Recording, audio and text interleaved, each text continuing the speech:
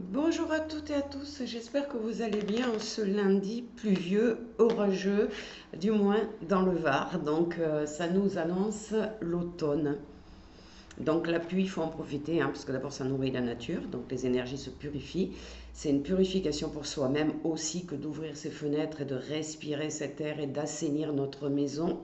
Donc elle est souvent bénéfique, sauf si elle tombe sous forme de grêle ou d'orage. Donc c'est ce que on nous prévoit dans le Var. Bon, pour le moment c'est à peu près calme. Il a plu effectivement cette nuit, mais pour le moment c'est assez calme. Pour ce 1er septembre, premier jour du mois, je vous ai annoncé plein de changements sur le mois de septembre, hein, énergétique, personnel. Et j'ai décidé de faire un petit message d'effet. Et comme de par hasard, je suis tombée sur... Alors c'est vrai que c'est difficile de vous la montrer vraiment. Voilà. La fée de l'automne qui nous dit je me transforme à chaque instant. Donc, on a dit hein, qu'il y avait un passage, hein, on l'a dit, je ne sais plus si c'était hier ou avant-hier, il y a vraiment un passage sur ce mois de septembre. Donc la fée de l'automne, elle vient nous ouvrir ses bras pour nous accompagner dans une marche mystique, transcendante, salvatrice, dans une, dans une marche méditative en fait qui va nous permettre d'évoluer. Et cette carte, quand elle se présente à nous, eh bien, il est possible qu'on soit actuellement dans une période importante de transition. Vous voyez, ça tourne toujours autour du même sujet, hein. On est vraiment dans un rituel de passage, dans une transition avec ce mois de septembre où beaucoup de choses vont bouger à condition de se mettre, bien évidemment. J'ai Tigrou, pardon, qui arrive et qui s'installe, hein, vous le savez, comme d'habitude. Hop. Alors, on nous dit qu'on est invité à nous délester de tout ce qui ne nous convient plus, à l'image des arbres qui perdent leurs feuilles à l'automne, hein. Pendant cette saison-là, ils se dépouillent de toutes les peaux mortes et pour eux, ce sont toutes leurs feuilles, évidemment. Donc nous devons, comme le serpent, muer et se libérer, se délester. J'ai Tigrou qui ne sait pas comment il va s'installer, excusez-moi, il me perturbe un peu du coup. Euh, Essayer d'épurer, de faire du tri, on en a parlé aussi, hein. Vous voyez que ça se rejoint et ça insiste en fait, hein. Donc on nous dit, posez-vous la question, qu'est-ce que je souhaite vraiment laisser partir? Ou alors, quelle relation ne me convient plus du tout? Qu'est-ce que je peux changer pour améliorer mon quotidien?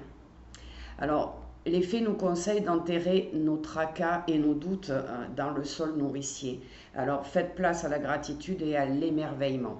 Alors, enterrer nos tracas et nos doutes, vous pouvez écrire une lettre euh, qui ne parlera qu'à vous-même, avec tout ce dont vous voudriez vous débarrasser, tout ce qui vous pose problème actuellement, tous vos doutes. Et cette lettre, eh bien, brûlez-la et allez la mettre dans la terre.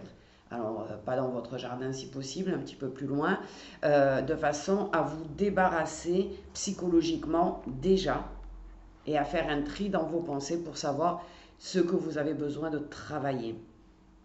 Alors, posez-vous aussi la question, quelle récolte ai-je obtenue? C'est-à-dire que pendant toute cette période de janvier à aujourd'hui, vous avez forcément compris des choses, pris conscience de certaines choses, et c'est important là de le poser sur le papier pour bien se rendre compte qu'on a avancé en fait. Les faits nous disent aussi qu'on peut comment dire, s'imprégner de cette énergie d'automne, hein, en pratiquant la gratitude au quotidien. Alors on en parle et on en reparle de la gratitude, hein, je me répète, mais ça apparaît dans tous les tirages que je fais. La gratitude au quotidien eh bien, pour tout ce que l'on a compris, tout ce dont on a pris conscience, tous les enseignements qu'on a reçus, que ce soit par des livres, par des vidéos, par notre propre intuition aussi. Donc ces derniers mois, on a reçu beaucoup d'enseignements, les énergies étaient lourdes, on était un peu plombés, mais c'était aussi parce qu'on était en train de nous donner, de nous transmettre des enseignements qui vont nous servir à partir d'aujourd'hui. Et remettez-vous en mémoire aussi quelles personnes dans cette période-là, des personnes qui vous ont marqué, que vous avez rencontrées, pourquoi elles étaient là. Qu'est-ce qu'elles faisaient dans votre vie? Pourquoi vous avez traversé ça? Parce qu'il y a forcément un enseignement derrière. Alors vous pouvez aussi vous poser la question, qu'ai-je réussi à réaliser depuis le mois de janvier, depuis ce début d'année? Est-ce que j'ai avancé en fait? Qu'est-ce que j'ai mis en place? Et qu'est-ce qui me reste à mettre en place? Alors les fées nous souhaitent que cette énergie nous accompagne vers la pleine connexion avec nous-mêmes.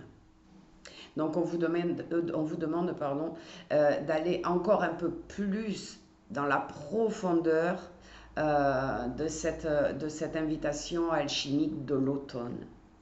Faites le bilan, méditez, réfléchissez, pas trop avec votre cerveau, plus avec votre intuition. Qu'est-ce qui s'est passé dans ces 7 mois et qu'est-ce que je peux changer au mois de septembre pour avoir une belle fin d'année et que les mois à venir soient remplis de joie, de bonheur et non pas de doute et de peur. Donc ça va vraiment dans la continuité à chaque fois. Pourtant vous avez vu, je vous change les jeux de cartes tous les jours. Je demande tous les jours une guidance différente et on revient toujours à cette gratitude que nous devons avoir pour ce que nous avons reçu, ce que nous avons pris conscience, ce que nous avons ingéré pendant ces 6 mois pour pouvoir faire face à ce mois de septembre qui est un mois énergétiquement puissant et de transformation. Donc je vous laisse méditer sur ce texte, sur cette fée de l'automne qui nous apporte quand même un beau message et je vous dis à très bientôt. Belle journée à tous, belle semaine à toutes et à tous et vraiment réfléchissez, méditez.